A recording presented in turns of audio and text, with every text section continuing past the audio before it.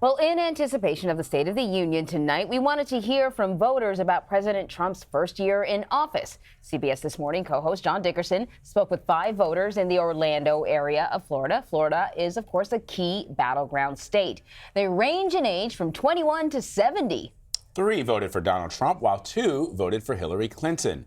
The conversation touched on topics ranging from the economy to immigration to how political and racial divisions are impacting this country. Angela, with a word or a phrase, the State of the Union is? Excellent when it comes to financial, the economy. Our jobs are improving and everything. We need to work a little on the social problems that we're having. Daniel, in a word or a phrase, the State of the Union is? Superb. Bold and beautiful. So. Sure, the economy is getting better, it seems, but the economy is not the only thing that we have to look at when we're describing the country as a whole. Racial tensions are increasing among whites and blacks. Healthcare is a crisis in this country. We've got the opioid crisis. I don't think ultimately as a whole the country is doing any better than it was. President Trump appealed in his rallies to kind of regular America, not the fat cats. Do you think that's played out in his policies? Let's say, for example, with the tax cut. Absolutely. Yes. All of you agree with that? I agree. Yeah. I think it is currently, that's the way it's looking, and that's the way it's going to be for a couple of years. But one thing you got to remember is that these tax cuts in 10 years for the average person go away, and for businesses they stay. So that, we're going to have to wait and see. Daniel, what could the president do to take advantage of his opportunity at the State of the Union? What I think he could do is really dig into the fact that the economy is doing so well and how many jobs he's bringing back. I think he can capitalize on the fact that he's putting more money in American people's pockets, and he'll win more people over. Whether the president's contributing or not, is talking about the economy enough in a country where all of you have identified some parts of the American fabric that are in danger? I'm not sure, but I do think over time, people will see the light. As soon as they see a bigger paycheck, it'll start to make them, rethink things, and I think that's good. But I don't think money necessarily makes happiness.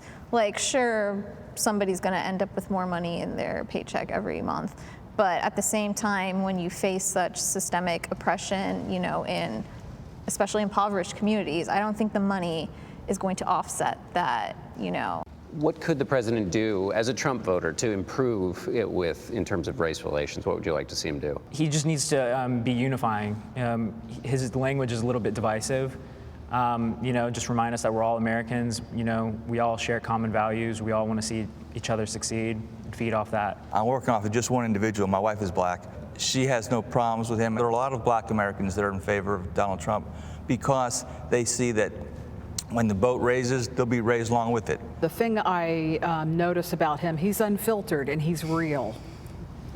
That's what I like. And I would like to see him work on toning it down. What exactly should he tone down? Just some of the verbiage that he uses in his Twitter account.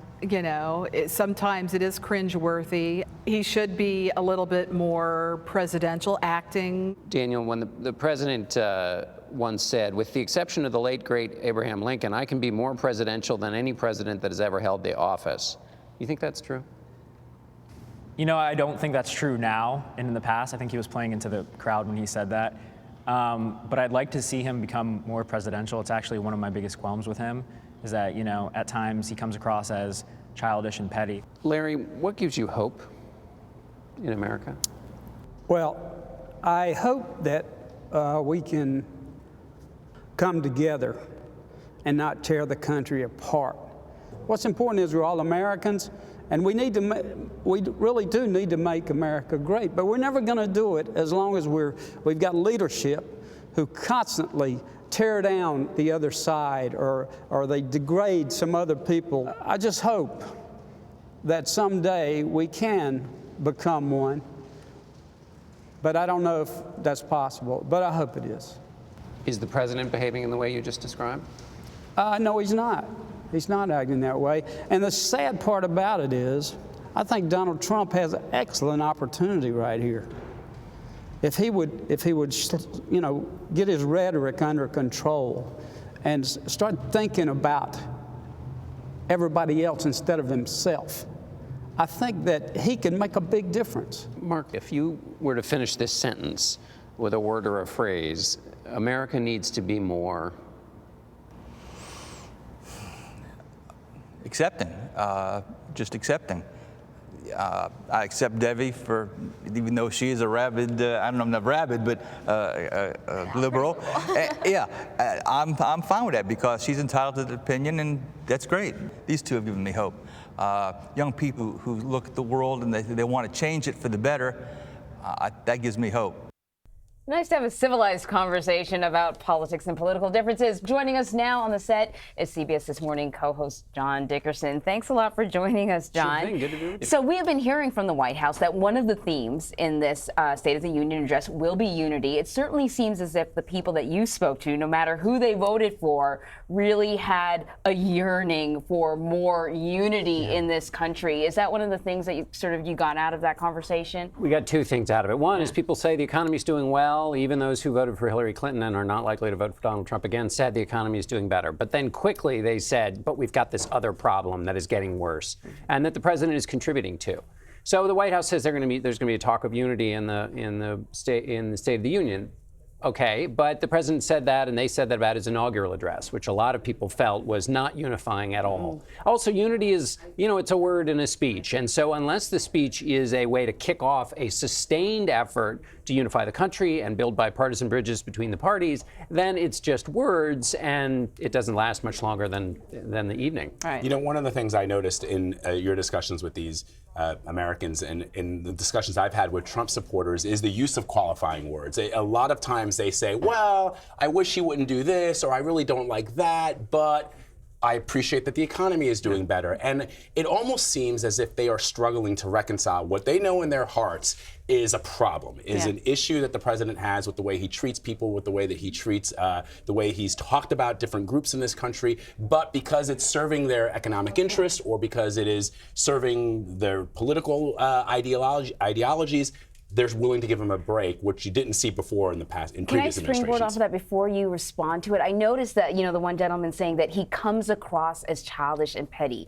Not that he is childish and petty, because the behavior is childish, just that he might come across that way, just to sort of, bolster that idea of the qualifying words. Well, the qualifying words are the hope that he doesn't have a structural flaw, that it's basically he comes across this way, but he can fix this, and then everything will be in good shape. I mean, people who support presidents often come up with rationalizations for why the thing that is not great about their presidency is only a minor issue.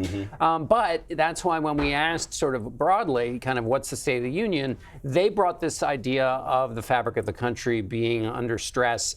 They brought that up on their own. So it is eating away at them. They're not just sort of responding to the roughest parts of the president. It is there inside their view of the country and their view of this president. And that's a huge challenge. I mean, it's one of the reasons the president's approval rating is in the 30s, because people feel this. Yeah.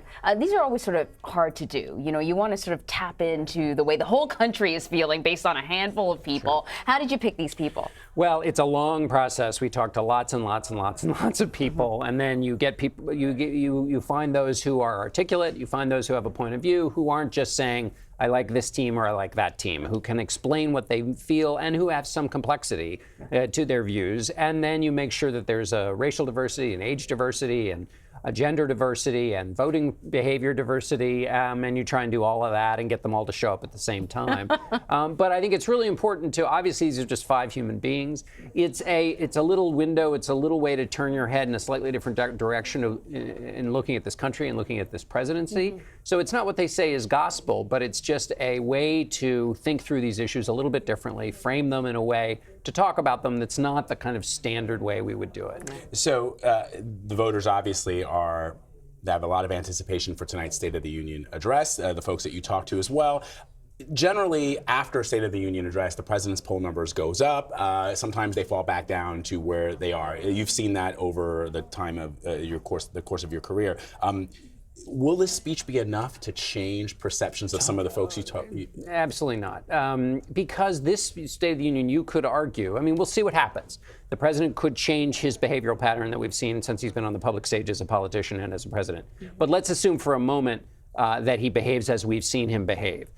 He could very well say something today that will swamp whatever's in the actual speech. Or he'll give the speech and say something afterwards that changes the news cycle. And so what happens in the speech may be very evanescent. Now, also, is the speech structured to be just a list of his accomplishments, or is it an argument that he's going to sustain? Is it the kickoff to a long argument they're going to sustain? If that's the case, then this will be the anchoring moment, the thing we turn back to months from now when people say, well, in the State of the Union, he said this. That's the traditional way it's done. That's why this has such weight. It takes the entire White House structure, and they think through, what do they want to do for the next year? If that's the way he's done it with this speech, then it might turn something, but there's been no evidence that's the way he either behaves personally or the way this White House behaves.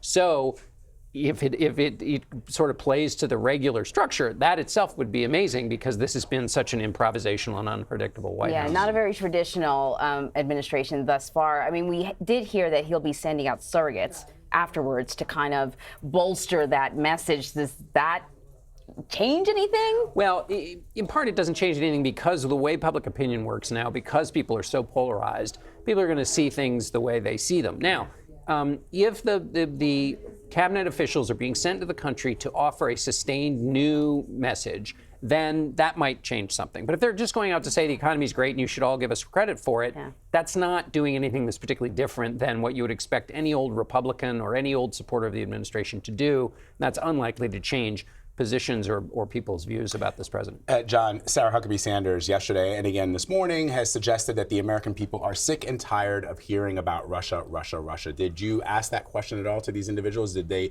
you get the sense that they are also tired of this? Or are you hearing, yes, we're tired of it, but we would like some resolution, and if it turns out whatever Robert Mueller comes out with, we'll abide by that? So that's a really great question. They are pretty much sick of it. There are other things that they list higher on their priorities list in terms of what they want to change and think are important in the country. However, when I asked Angela, a very strong Trump supporter, what could make her change her support for the president, she said, well, if Mueller finds something. So they are sick of hearing about it, but that is not the same as they don't think it's important. Yes. And that's particularly with respect to obstruction of justice. And so that's a way in which this can kind of occupy those two things, that it's still important and worth carrying out, but they don't want to hear about it every 10 seconds.